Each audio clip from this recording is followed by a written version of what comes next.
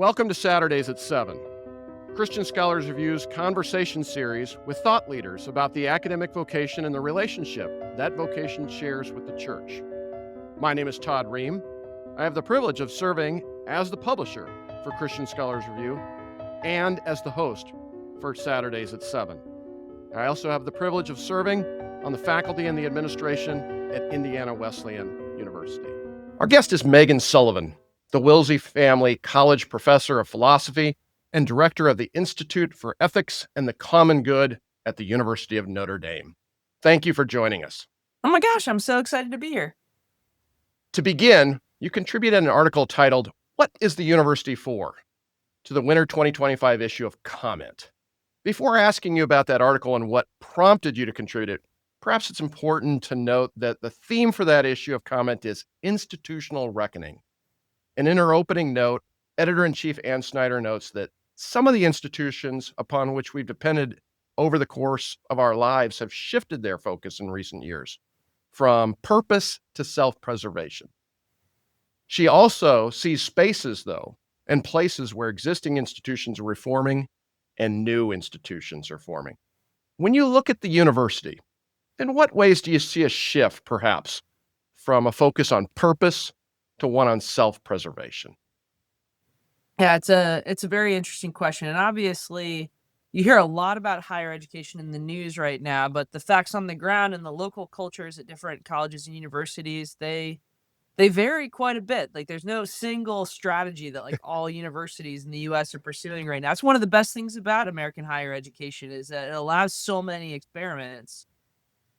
I do think that many universities are struggling right now with an identity crisis. That's one of the symptoms or side effects of the fact that there have been so many experiments in higher education in our country means that sometimes institutions and their cultures kind of lose their direction about what they ought to be doing because there are so many options. And I think that plenty of universities are trying to have it both ways to be a formative residential experience for young people that accompanies them in a really important life transition. That's one model of education. Another model, which we get from like Germany in the 1800s, is the idea that universities should be kind of like batteries, repositories of research. Sometimes those two goals can be in tension.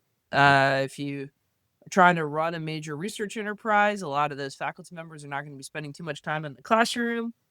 Likewise, if you're going to invest really hard in student formation, it's going to require your university to make trade-offs about how you spend your time and attention. There's a certain size that formation works at. If you get too much bigger than that, it's really not clear that you're able to have a genuine community.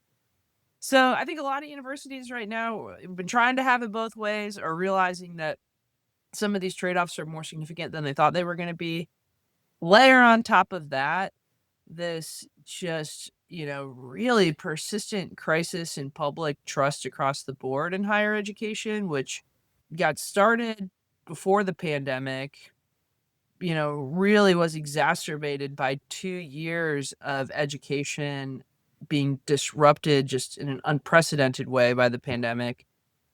And now, as we realize that we want strong institutions that help form a generation of leaders for our country, that help form the consciences of a generation of human beings that are called to deal with some of the most difficult and weird ethical problems we're facing, I think a lot of folks are looking around and asking, have we built our universities to achieve this task? And they're finding like we're not finding the answers that they want. And so I was very grateful that Ann Snyder invited me to contribute to that Commonweal special issue, because there are people writing about all kinds of different institutions that are going through transformations right now. And it's not just, it's not just universities, it's churches, it's the military, it's democracy itself. Like it seems like every institution in the 2020s is now hitting this period of an identity crisis. But I was grateful that Ann asked me to contribute, because if I had to pick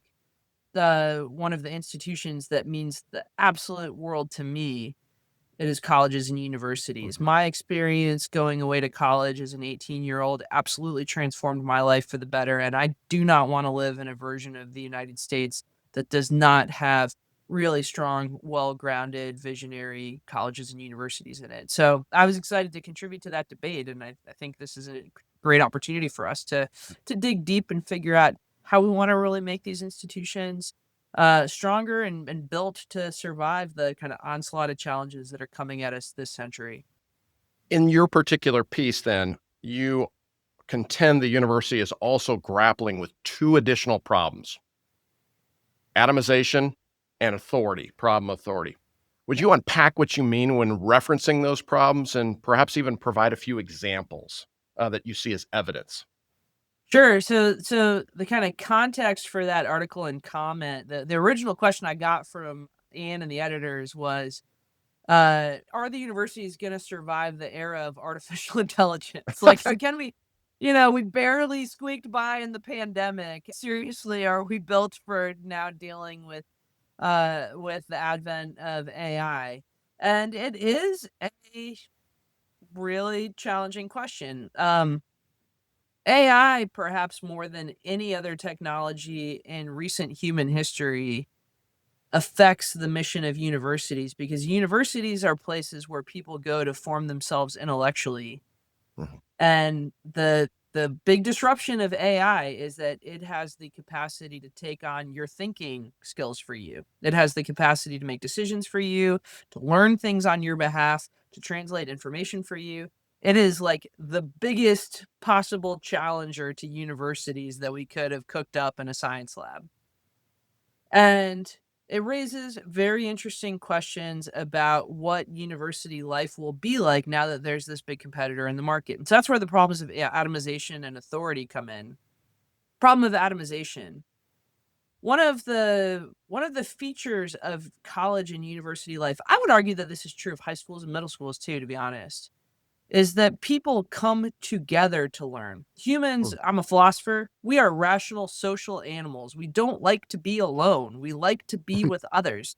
Many of the ways that our character is shaped and our habits are formed is by the other people that we spend time with. Here's the really interesting thing about artificial intelligence is until very recently, if you wanted to go learn a new skill or learn a new subject, you had to go be with other people. You had to enroll in that class. You had to move to South Bend, Indiana and live in a dorm for 4 years and breathe on other people and deal with them. Now, there's a promise in many of these chatbots and large language models that we can develop products where if you want to learn something, it can just be you and your iPhone. Like Mhm. you can learn it from the AI. No other human needs to be involved. I've been doing Duolingo recently. I'm trying to learn German very, very badly. I have no idea why I set this as a New Year's resolution, but I'm trying to learn German for no reason in particular, and so I do my Duolingo lessons every day, and it's like candy. It's totally designed to, like, reward me for paying attention to it. It gives me, like, really quick diagnoses about how I can't remember how to say sister in German, which I can never remember. It's Schwester. Um, but I do it all just like me and my phone at 11 o'clock at night. There are some upshots to learning in this way. Again, it's like totally on my own terms. I can decide how fast or slow I learn German. It's designed to totally capture my attention and to get me to continue to do lessons. Um, it's totally self-paced. It understands well the particular issues that I'm struggling with. But on the flip side, there's a genuine cost as well. One, like the whole reason we learn languages is so that we can communicate and be with other people. There's something like really bizarre about learning German so I can talk to a cartoon owl. Um, there's also this question though. We realize that in our broader culture and society, one of the biggest struggles that we're facing, one of the reasons why so many of these institutions that give our lives meaning are struggling right now is because we don't know how to be with other people. We think everything is just, we're caught in our own little egoistic worlds, and we think everything is just the project of Megan development versus the project of doing something communally. I am seriously worried if we transition to educational institutions that are totally powered by artificial intelligence, where 3 and 4 year olds are learning how to read with an app on their iPad, and college students are learning German from an AI that they've downloaded on their phone. that this issue of us all inhabiting our own individual solipsistic worlds is just going to get even worse. Yeah. One of the great things that education has done for our country and for our souls has been to bring people together to learn communally, to think that the project of discovery and caring about the truth is something that we do with other people. And so that's an existential question that we're wrestling with in the era of AI. So that's the atomization question. Do you want to talk about that a little bit, or should we talk about authority? Let's talk about authority then now. Sorry, authorities. That's one problem, is we're all going our own way, and AI is just going to keep pushing us that direction. Problem of authority. I share this story in the article, but when I was a little kid, I was a total nerd. And when I was 10 years old, my grandparents got me the Encyclopedia Britannica set for Christmas. They realized, like, I loved books. I loved information. So they bought me the Encyclopedia Britannica, all of them. It took up like two huge bookshelves in our living room. I loved the way they smelled. I can still smell the like Britannica smell to this day. They were way, way, way above my reading level. I remember like trying to figure out how to look up the kinds of questions I was interested in as a 10-year-old. Like, what do killer whales eat? And where does Prince William go to school? And just realizing, like, accessing information from Britannica incredibly hard. You had to learn how to use the weird index books, and it really just kind of sat there on the shelf, like waiting for you to make discoveries. And I think we probably opened them 10 times before my parents sold them to Goodwill when I went to college. But I came of age in an era when if you wanted to know something, you had to go to a library, you had to go to an authoritative source like Britannica, and it'd be really hard maybe for you to figure out how to access that information. But once you did it, you knew you got a gem. Like, you got something that was really well vetted. Well, then I went away to college. My first year of college is when Google went public. And I remember being in my freshman dorm and one of my friends saying, like, this is what everybody uses now is Google. Like, nobody uses other search engines, and this has all the answers. And as a college student, you realize, oh my gosh, this is like significantly easier than going to the library or accessing Encyclopedia Britannica. I have the world at my fingertips. Like, I can get the answer to any question I want through this algorithm. And then your professors have to tell you to like temper down your expectations a little bit, because unlike Britannica, there's no master scholar running Google, like serving you the results from Google. It's just an algorithm that's making a guess about what's going to make you happy. Like, what do you want to look at? And it's going to serve that to you. And any ridiculous person on the internet can put something in that marketplace that the algorithm picks up and throws in front of your face. So you have to learn to be discerning. Like, you have all of these discussions in your college courses at the advent of the internet that says, like, don't trust everything that you read. Just because it's on the internet doesn't mean that it's real. But at least in the era of the internet, when you did a search, you got a list. Google gives you those 10 blue options. And so you could kind of see what was out there, and make a discerning choice about what's likely to be more authoritative and what's likely to be garbage. And some people struggle to do that, but at least you can see that you've got some options. Well, I think it's highly likely now, you already see it happening with how AI is being embedded in search on the internet, but it's highly likely that in a few years, we're not going to have 10 blue Google options anymore. You're just going to have your favorite AI, and you're going to ask it a question, and it with its personality is going to give you one single answer. Where did it get that answer from? Who knows? It got it from its large language model. It's no particular website. There's no particular human being that you can point to that was the source of that information, or company or organization that put that web page up. The algorithm itself came up with the idea, and it serves it to you because it thinks it's going to make you happy. It's designed to be like the most relevant thing that you could be looking for. Relevance is not the same thing as truth. Like, the things that I want to hear from my AI are not the same as the truth that I should know about the world. So another huge problem we have to wrestle with is universities, high schools, middle schools, educational contexts have often taken on this responsibility of being authoritative. We teach students correct organic chemistry. We don't teach them ridiculous organic chemistry. Before we let somebody teach you a course about Plato at the University of Notre Dame, we make sure that they spent a decade really mastering the material so that the ideas that they put before you are true. They might be hard. They might be hard for you to grasp. They might be uncomfortable, but there's at least a high claim to them being true. Now, if we turn to AI to be our teachers, AI is the ultimate sophist. It is not capable of caring about the truth. It only cares about your eyeballs. Another example of this that I've been coming up against recently, I use AI all the time. I love using Gemini. I'm writing a book right now about the parable of the Good Samaritan. And last week I was just doing a deep dive into research about what St. Thomas Aquinas says about that parable in Luke 10. And so I was asking Gemini just questions about Thomas Aquinas, and it starts hallucinating Thomas Aquinas quotes, like Summa passages for me, just making up passages of the Summa to try to answer my questions. And the reason was I was asking it questions that were kind of hard and also like only half baked. Mhm. And it just wants me to be happy. It wants me to like make progress on my project. And when it can't find what it wants in the real Summa or on the internet, it just makes things up that kind of sound like Thomas Aquinas and says like, well, you might consider this. Um, it's like the world's worst research assistant because it so wants to please you that it's willing to do just about anything to get you there. And luckily, I know enough about real Thomas Aquinas to like be able to sniff out a mistaken answer when I see one. Um, but you worry about a generation of folks who've not had the opportunity to get a great education, who don't have a sense of what's true, don't have a sense of what's authoritative, and who are just again totally addicted to this really, really like easy to use, relevant app that's serving them information that doesn't even care about the question of authority. And so these are things we got to wrestle with. And this is also atomization and authority.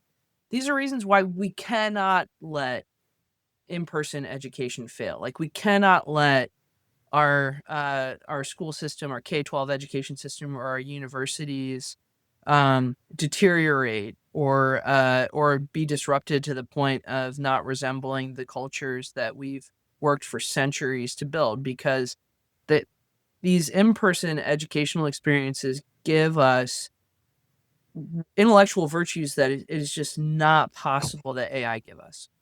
Thank you. I want to ask you now about your own education. You mentioned how valuable your undergraduate experience was and your desire then for young people to have access to comparable experiences.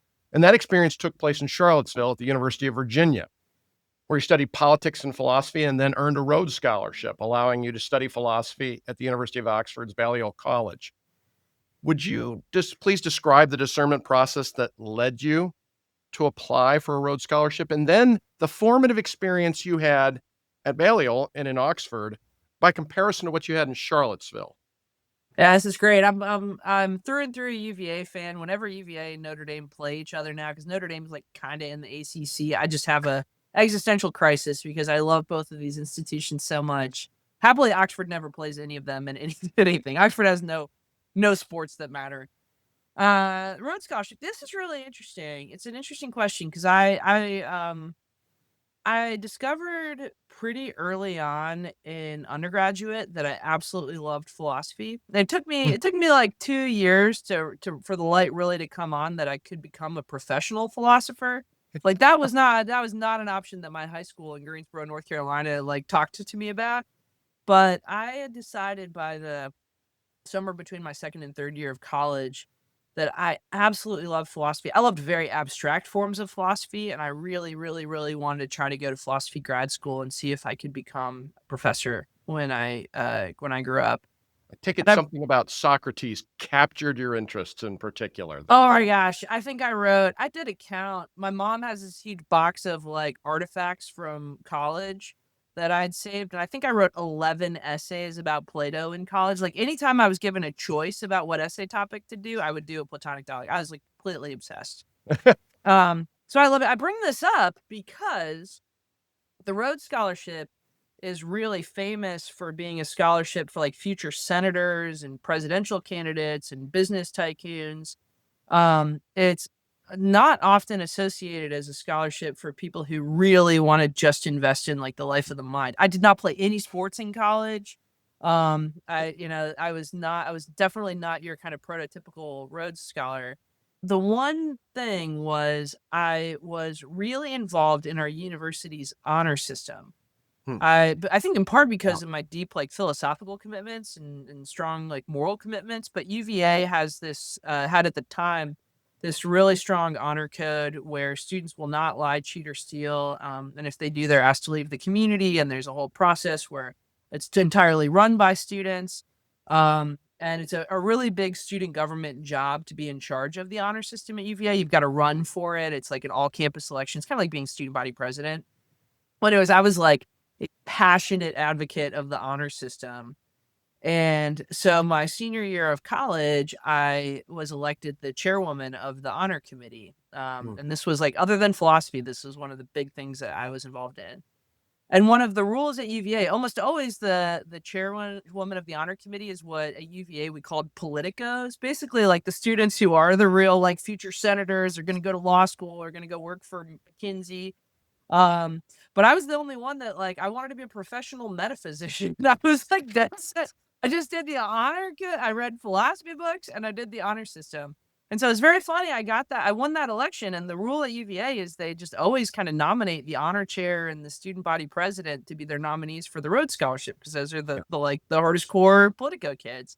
And I remember, talking to the leadership at the university, and they said, like, well, we're going to nominate you for this Rhodes Scholarship because, you won the election and clearly your other students think that you're a leader. But my essay for the Rhodes Scholarship was all about vagueness, like the problem of metaphysical vagueness. It was like, you've never seen a Rhodes essay look anything like this. And I remember my mentors at UVA saying, we love you, Meghan. Like, we're happy to nominate you for this, but there's no way on earth you're going to be chosen as a Rhodes Scholar. Like, you play no sports. Your other passionate after the honor system is vagueness and Plato. Like, Oxford's not going to have any clue what to do with you. And sure enough, Rhodes at the time made you do this week of brutal interviews. You had these 2 interviews back to back. You had to win the state nomination and then you had to win your region. And so I remember going to these interviews and all of the other students were like military academy students, or again, like, future lawyers. Pete Buttigieg, major political leader, was one of the Rhodes candidates in my year. And I think what helped me is long story short, I got into those interviews, and the interview panels have been hearing like pitch after pitch about a student who wants to work in like foreign relations or work for the government. And then I'd come in and I was like a breath of fresh air because I was like just a total weirdo, like philosophy, Meghan. And also none of the panelists knew nearly as much about philosophy as I did. So when I got in the room, I was like, very confident, and I think really entertaining to them. And to everyone's surprise, I got selected. When you get selected for a Rhodes Scholarship, it's kind of like American Idol. You interview the final interview all day, and then they bring everyone back in the conference room at the end of the interview day, and they line you up, and they're just like, you are going to Oxford. The rest of you guys, thank you for participating. And then you go and you have to decide on the spot if you're going to take the offer. So I just remember like leaving that conference room and calling my professors, and they were like, cool. Wow, this is really surprising. So anyways, that's how I won a Rhodes Scholarship. And then I got to Oxford and I fit in super well. I think the committee made a great decision because Oxford has a just world-class philosophy department. I mean, this is the philosophy department that John Locke was, a member of. I mean, it is absolutely wild. And for somebody like me with my particular intellectual passions, to be able to spend 2 years there, just in the place of C.S. Lewis and Tolkien and Locke and all of these great figures. I'd never really traveled beyond North Carolina and Virginia at that point. It just rocked my world. Like, it just totally expanded my world. So I was very, very, very grateful for that opportunity. Yeah. Thank you. You then recrossed the Atlantic in pursuit of becoming a professional metaphysician. Exactly. You enrolled. Didn't give it up. No, you enrolled and pursued a PhD in philosophy at Rutgers University.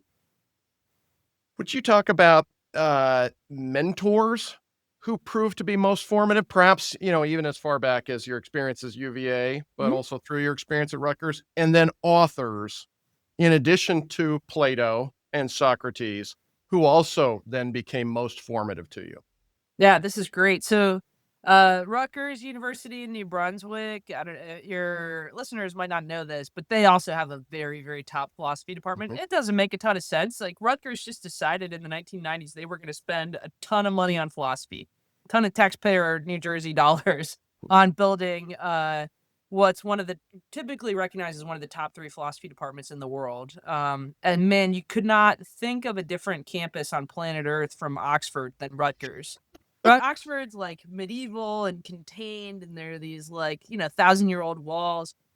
Rutgers is a campus, 4 campuses that take over 2 cities in central New Jersey, and they have a superhighway that crosses through the campus. Totally different vibe, but I loved it. It was also just an incredible place to learn philosophy, and I was very grateful that my dissertation supervisor, mentor, now dear friend, was a philosopher named Dean Zimmerman. And Dean was just God puts kind of the perfect people in your life at the right time. Oxford was a pressure cooker, and I learned to work really, really, really hard at Oxford. But talk about the problem of atomization. I also learned to like just keep my head down and work alone and just try to get the best possible grades and scores that you could get. That was very much the culture at Oxford. And Dean has a very different view about how you are formed as a great scholar. I remember we had these just awesome reading groups where we'd, get a dozen donuts and we'd sit for hours and we'd read papers about philosophy of religion and we'd talk about them. And you were encouraged to form friendships with other students and really invest in like the social life of philosophy. Dean, there are very, very few philosophers who have a deep personal faith and almost none in the New York area philosophy pressure cooker that I was in at that time. But Dean was an exception. He had a very deep personal faith and was very, very comfortable and adept at talking with me about what it means to combine your personal philosophical and theological convictions with being a really great professional professor and researcher. So I was so, so, so grateful for his mentorship, and it is exactly what I needed at that phase in my life. I had amazing mentors at UVA who, I'd come from a big public school in North Carolina. My mom's a receptionist in a dental office. My dad worked at a China replacement company. Like, didn't come from an academic family. And my mentors at UVA were the ones that really turned the light on in me about that I could be a scholar. That like that was a way of life that you could be called to, and what that would mean, and just gave me the confidence to go after it, as I said. But at Rutgers, as an undergraduate, I had mentors that showed me what I could be. By the time I got to Rutgers and got to work with Dean, I had people who were really willing to accompany me on like being a good, well, what it means to be a good philosopher, and not Yeah. just like good in the sense like publishing in the best places or trying to compete for a good job, but like how do you have your how do you care for your soul Hmm. as you pursue these ambitions. And so I was just extraordinarily grateful. I feel very lucky. I just had amazing opportunities at each step. You then accepted an appointment in the philosophy department at the University of Notre Dame. And as we've talked about, you're the product of 3 research universities, Yeah. none of which to this day retains a pervasive connection to a religious tradition or community. They Yeah. have echoes of it in their past, in the case of 2 of them there, but not pervasive to this day. As a Holy Cross and Catholic university, in what ways did your arrival in South Bend compel you to rethink the formative nature of the university and perhaps also your identity in terms of someone who committed one's life to the academic vocation? Yeah, it's a great question. So, I mean, UVA is as secular as it gets. So, UVA's founder, if your listeners don't know, is Thomas Jefferson, who famously Mhm. rewrote the Bible and just took out all the parts that he didn't like, which was like half of it. Um, so that gives you a sense of the religious vibe at the University of Virginia. However, much to Mr. Jefferson's chagrin, actually, my sophomore year of college, I found a very deep faith and became Roman Catholic, converted to Catholicism. I joined the church officially Easter of my 3rd year of college, but Wow. had a very profound faith experience my 2nd year of college, and was accompanied by a group of Dominicans that ran a little parish kind of near my dorm. And so made a Mhm. very discovered a very serious part about my spiritual life in college. I'm always reminded, and I tell this to my faculty friends who teach freshmen, is that on the surface they might seem like they're kind of a hot, confused mess, but under the surface, they are sometimes. But under the surface, there are some always big questions and longings and desires that are kind of brewing in there. And that was certainly me, my first year of college. So I became Catholic, and as you said, I spent my entire education after that at very, very secular places. Oxford, extremely secular, at least the parts of it that I was a member of. Rutgers, I was lucky to have a person of great faith as a dissertation director, but like the vibe in that philosophy world that I was in was pretty dismissive of questions of faith, which is kind of embarrassing if you're a professional philosopher, in my opinion. Um, when the opportunity came to join Notre Dame, it's hard to become a professor. Some of your listeners might know, like, it's very, very hard to find any job. When you're finishing up a PhD program like I was, it's kind of like you feel like kind of like a soldier, like you're just willing to be deployed anywhere. Singapore, Azerbaijan, like any place that'll pay me to teach philosophy, I'm on my way. And I just got so lucky. I mean, truly, the year that I was ready to leave graduate school, the kind of dream job came to me. I had my family had no connection with Notre Dame before. As I said, I wasn't Catholic when I was a high school student, so and nobody in North Carolina applies to Notre Dame if they're not Catholic. So like Notre Dame wasn't even on my radar as a possible college to go to when I was discerning college. But I arrived here, and like the first day I was interviewing for the job here, immediately felt the kind of sense of calling. Hmm. Um, I think that there are tremendous opportunities at secular universities like UVA and Oxford for people to discover their faith. I certainly did. Those Dominicans helped me tremendously. But there's something really special about a place like Notre Dame where just an explicit part of the mission to help people discover God, discover God's love for them, and to care for their souls in a very complete way. It's just been like the greatest gift of my life to be able to like serve and join and be part of an institution that has that kind of explicit Christian mission. And it's formed me tremendously. It's like, formed my faith life. I'll give you one story of something that I found deeply moving in the last couple days that just would never happen at UVA or Rutgers. We were taping this episode in the winter time here in Indiana, and we've been getting just hammered with snow.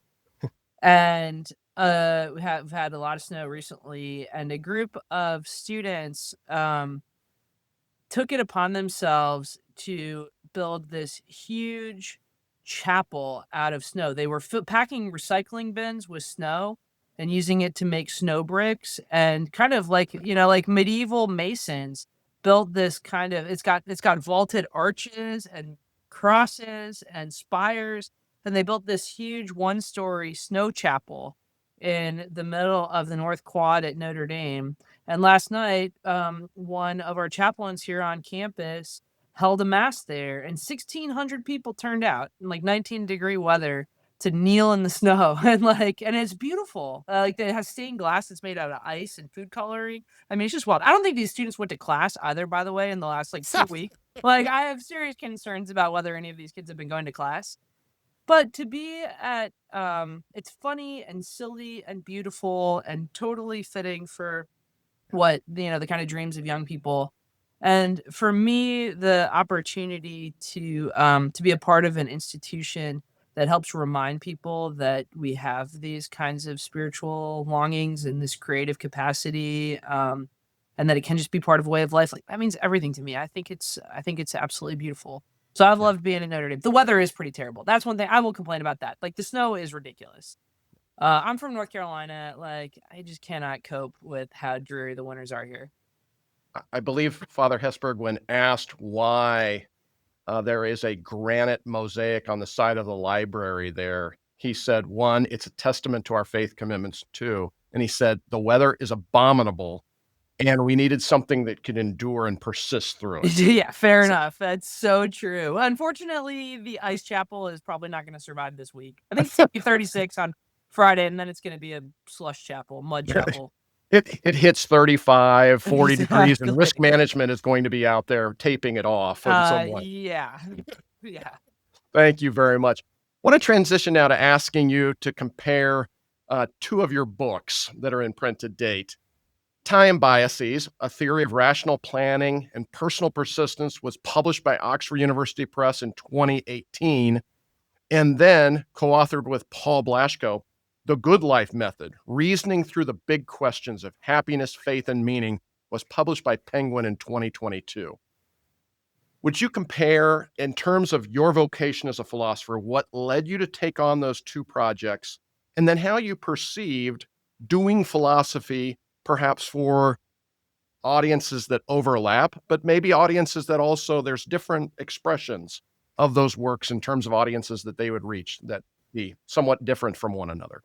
It's a great question. We mentioned this really briefly, but when I started graduate school, I decided to focus initially on very, very theoretical topics in philosophy. So we joke about metaphysics is basically the kind of catch-all branch of philosophy, going back to Aristotle, that deals with like questions about change and existence and the nature of reality. The really heady stuff. You can tell how thrilled my parents were that I'd picked that direction. But my work in graduate school, in my first couple of years at Notre Dame, my focus was very much on all of the puzzles that accompany our thinking about time and the passage of time. And don't Google those papers, because if you go find them, they're like almost incomprehensible. There are like 6 people on planet Earth that would focus on those papers. They were very, very theoretical. But my second year at Notre Dame, I started teaching a sophomore seminar on just questions about time and life. And undergraduates have about 1 week's tolerance for very theoretical questions, and then they really put your feet to the fire. They're like, "Show me that this matters for my life." So they put a lot of pressure on me to start looking at time in economics, time in social psychology, and just how our beliefs about time affect decisions about how we live our daily lives. And I loved teaching that class. And it really it really opened up kind of my aperture about all of the different really interesting questions that a philosopher can work on. And I got obsessed with it. And started really thinking about, okay, there's the question of how time works in reality, but then there's also all of our assumptions about the past and the future, which affect our ability to feel meaning in our lives and to make decisions about what a good life looks like. And I loved debating my students about those, and I loved learning about those questions with them. And when it came time for me to go up for tenure, I did what you are adamantly not supposed to do. When you go up for tenure, you're supposed to just like dig into the project that you have been working on and like ride it across the finish line. And against all sane advice from my colleagues, I was like, I'm done working on the super theoretical questions. I'm now just very interested in this question, like, how should we live our lives given like what it is to reason well about time? And so I started working on that time biases book. Happily, they did not fire me. They gave me tenure. But that time biases book is my attempt to give people philosophical guidance about how to reason about all the trade-offs that we make in our life. So really simple ones like how much money should a good person save for retirement, to like really heady ones. The book ends with like big existential questions like we only get between 80 and 100 years on planet Earth if we're lucky, and in the scheme of like the vast amount of time in the universe, that is nothing. How do we find meanings in our very, very, very short, very contingent lives? And that's also a question of time. So that was where I started to do the pivot. Around that same time, I started teaching this course at Notre Dame. I established this course at Notre Dame called God and the Good Life, and Paul Blaschko was a graduate student teaching assistant on that course, along with a couple other folks. But realized like I love talking about these kinds of big existential questions, and I love reading Plato, I love reading Aristotle, I love resourcing these great ideas from the past. And the Good Life Method book really came out of the experience of teaching that big God and the Good Life course. So the Time Biases book got a lot of great attention when it came out. The New Yorker did a little piece on it, which was really wonderful. Yeah. And I realized I like speaking to public audiences. I love speaking to potential students. And our editor from Penguin reached out to me, and she'd heard a little bit about the course, and she's like, it's not just 18, 19-year-olds that think about these questions of what it is to lead a good life. Like, people in airports think about these questions, and Penguin readers think about these questions. Would you ever think about doing a book for adults? And it was just a really fun challenge. It was a great project to work on with that graduate student Paul at the time. Now he's a teaching professor here at Notre Dame. And so just did it. I would say, if there's one theme, it feels like it's kind of like podcast therapy. There's one kind of theme in my career. It's I don't have a really strong like master plan of all of the different academic projects I'm gonna take on. I very much like the kind of opportunity comes up and I really feel a strong sense of interest or calling in it, and I'm happy to just kind of jump in with both feet. And so as a result, I feel like if you look back over my 15 years at Notre Dame, there are these different chapters, but if you told me from the beginning what I'd be working on now, I would have been shocked. Yeah. Well, and perhaps the answer to this next question is your willingness to jump in with both feet, Mhm. because you established yourself in the philosophy department, made contributions, began teaching these courses and expanding, the audiences for these courses. But then you also decided to become an administrator and Yeah. take on administrative work and roles, initially serving as the director of what was known as the Notre Dame Institute of Advanced Study, Mhm. which has now become the Institute for Ethics and the Common Good. Can you describe the discernment process besides maybe a willingness to jump in with both feet? My colleagues in philosophy still have not forgiven me for this one. They forgave Yeah, me for switching topics at tenure time, but I don't know if they'll ever forgive me for joining what we lightheartedly call the dark side. I didn't say it, but I may have heard Say, that phrase before. uh, you know, I as I said, I was really involved with student government in college, and actually one thing I'm grateful for is as a result of that work, I did get to see as a college student a little bit behind the curtain of just how universities work. We got lots of advice from central administration about that committee that I ran, and they had some good mentors who themselves had chosen administrative paths, just because total accident because of that experience with the honor committee in college. So one, I think I was very lucky that I just got to know uh, some academic leaders who felt they had this vocation to serve in other ways than just being a teacher and a researcher, and could also give you kind of reality check about how Mhm. demanding those jobs are and how different they are. So I've always had people kind of in my ear that that's a important way that you serve a university. I had no clue when I first became a center director of the NDIS 7 years ago, and I can remember getting the offer call from our vice president of research, and he's like, I was walking down our quad in front of the library in front of Touchdown Jesus, and I'd sat down on a bench to talk to him, and I kind of knew what it was about because we'd been discerning for a few months whether or not it made sense. And he's like, Megan, he's an old grizzled veteran, an engineer who'd run an institute for 20 years and then been a vice president for another decade.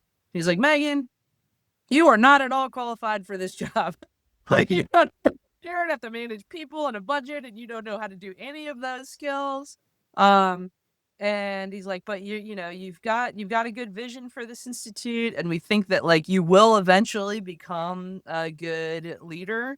And so he's like, so I'm gonna offer you this job, and I'm gonna make you meet with me for an hour every month for however many years it takes for you to get some like practical wisdom in your skull, and before you make any decisions this year that are of any significance, you need to call me and talk to me because you're so clueless.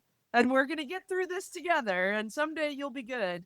And he was totally right. I'm very, very grateful for Bob, who stopped me from all manner of self-inflicted wounds the first couple of years I was trying to direct that small institute. And it's very funny, the Institute for Ethics and the Common Good, which the NDIS grew into, is now a very, very large research institute on campus. We've got, $75 million in active grants for ethics projects right now. And we've got a big team of faculty and staff that are working on those projects and some very, very significant responsibilities. And I had breakfast with Bob a couple weeks ago, and one, we were just kind of celebrating the arc of how much the institute's grown, but mostly reminiscing about how much I've grown because like I have just all kinds of skills and insights that I had to earn the hard way by getting a lot of good advice and making some dumb mistakes. But I've kind of grown into this job, which I absolutely love. I mean, one thing I'm gonna have lunch today with a professor who's just taking on her first center directorship. This is her Hmm. first kind of tour of duty, and I'm so excited to talk with her because these jobs can be really hard when things are going badly, when there are budget cuts, when there's a big, when there's issues with people. Those are sometimes the hardest ones to deal with. When you're kind of facing a tough strategic choice and you don't know which direction to go, it can get really hard and you can feel really lonely. Yeah. But man, most of the time if you really invest in your team and you really invest in the work of your institution, it's so rewarding. It's so much more rewarding than just kind of sitting in Starbucks writing philosophy papers by yourself. And I love it. Like I love our crew up here. I love the work that we get to do. So I'm a big champion of like telling people if they feel like they got the gene, and not everybody's got it. Some people shouldn't take these jobs.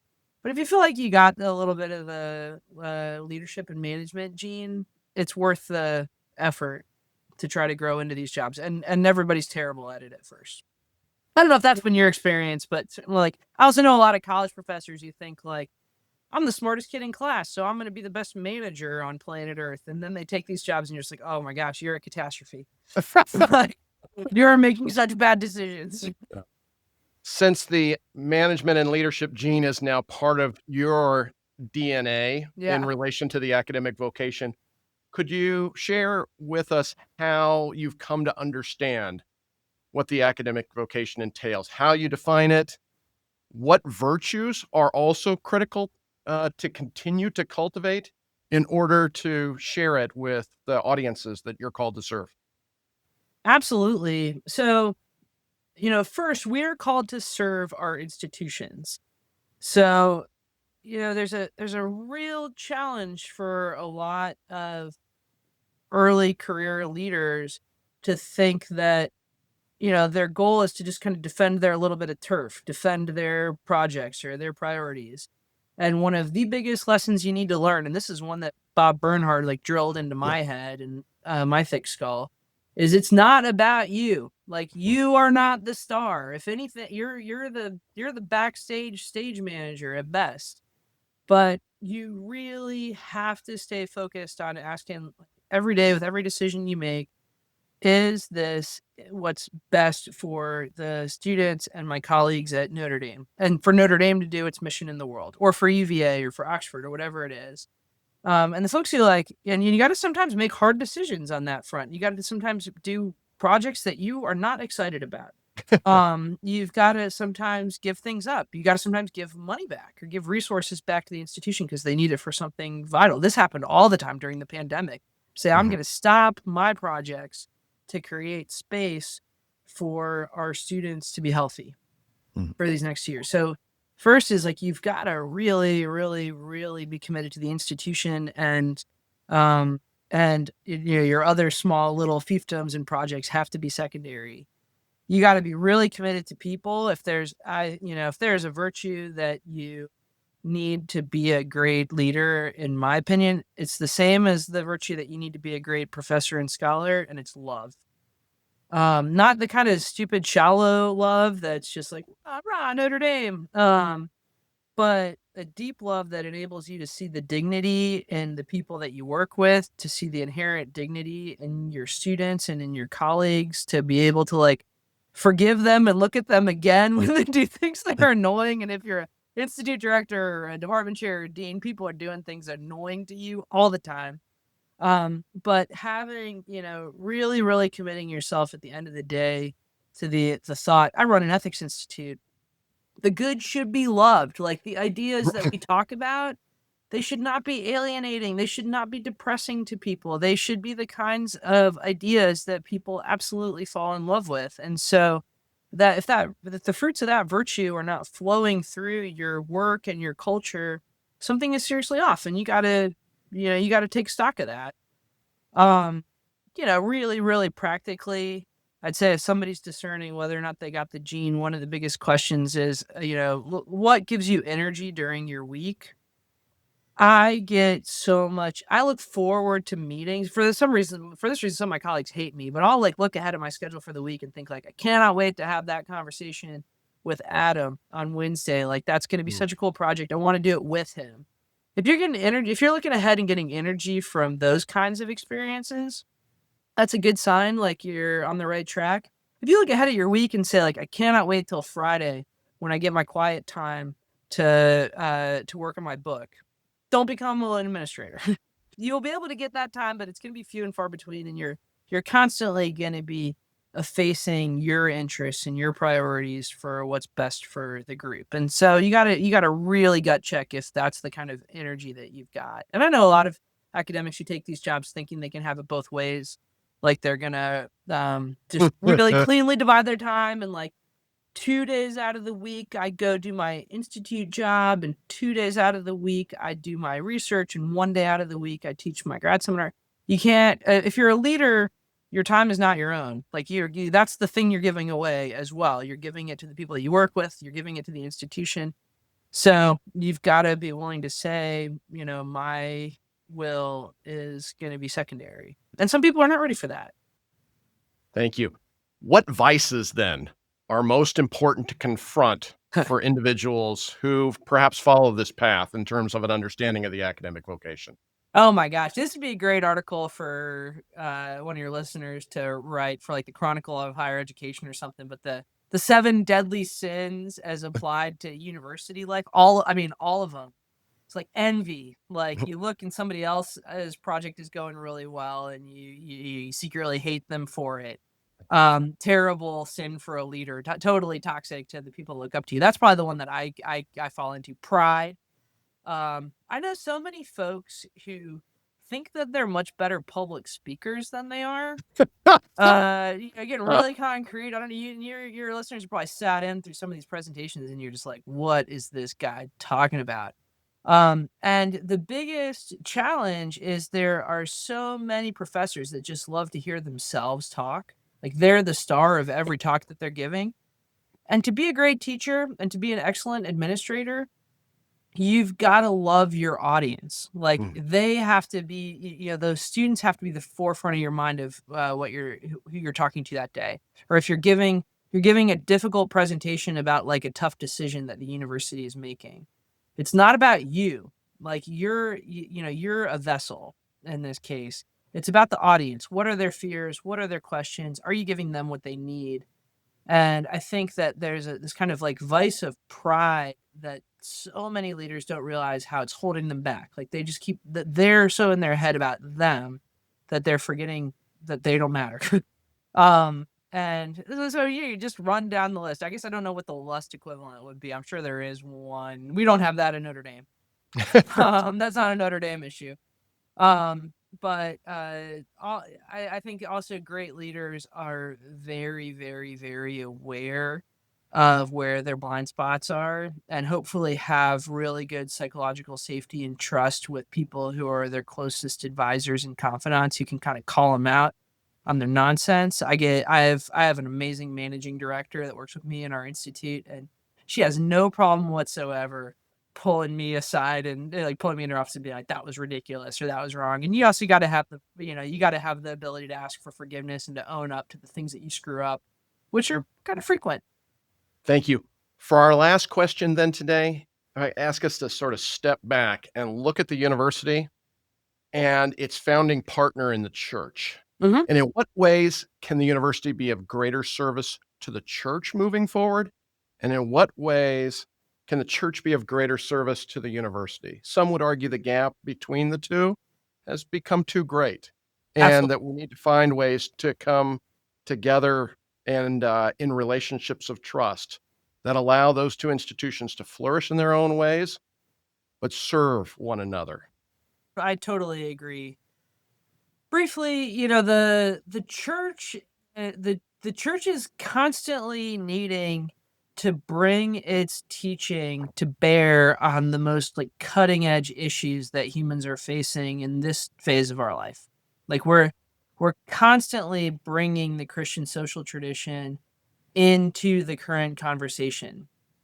And universities are really well situated to do this. My average pastors I know and priests and bishops, they're sometimes rushing to keep the lights on. They're anointing the sick at their bedside. They're baptizing babies. They're leading church. Like, they don't necessarily have the opportunity to sit down and put their head down and think really deeply about what artificial intelligence is going to mean for our capacity to have intellectual virtue going forward. Mhm. Like that, the universities were founded in medieval Europe precisely to give some people the time to do that kind of like deep thinking and reflection that's going to inform the next iteration of the relevance of the Christian social tradition, the relevance of the gospel. And universities, I know a lot of people are skeptical. Universities are doing this work right now, but I promise you, like, a lot of them are, and they're professors of deep faith on these campuses who really think that their vocation is to help the community think through these issues and realize what their options are and make sure that they grasp the truth. Mhm. So universities can serve the church by like taking up the kinds of problems and questions that the church needs some deep thinking about, and there are plenty of those right now. The church can serve universities. I mean, universities like mine, but most universities I know about, they deeply, deeply, deeply care about corrupting the youth, about Mhm. the proper. That's quoting Socrates, not really corrupting them, but forming their souls, waking them up, realizing that we don't want a generation of people that just have a certain set of job ready skills, but are actually mature, virtuous adults that are capable of leading our country and it through like, difficult and challenging seasons. And the work of formation is like an all hands on deck effort. Like, we do a little bit of it, maybe in dorms and in student clubs and in college classes, but our students are already pretty formed before they even get here by their families and Mhm. their churches. And the church continues to play a vital role in like meeting the spiritual needs of these young people. The church can meet needs in ways that the Bureau of Student Affairs or Residence Life Committee on college campuses can only touch on. Mhm. And so, if at the end of the day we look at this group of however many at Notre Dame, it's 8,000 young people who think like, you're entrusted to us for the next 4 years. We really want to help you figure out the kind of person that you're going to be for the rest of your life. We had better call on the resources of local churches and these faith communities to play some role in that, because that there are needs that people have that can only be met in those institutions. And we all have the same ultimate goal, which is to see individuals flourish and achieve the good life, and to see our communities realize the common good. And so there's a sense of like we got to be all in this together. Thank you. Our guest has been Meghan Sullivan, the Wilsey Family College professor of philosophy and director of the Institute for Ethics and the Common Good at the University of Notre Dame. Thank you for taking the time to share your insights and wisdom with us today. Thank you for joining us for Saturdays at 7. Christian Scholars Review's conversation series with thought leaders about the academic vocation and the relationship that vocation shares with the church. We invite you to join us again next week for Saturdays at 7.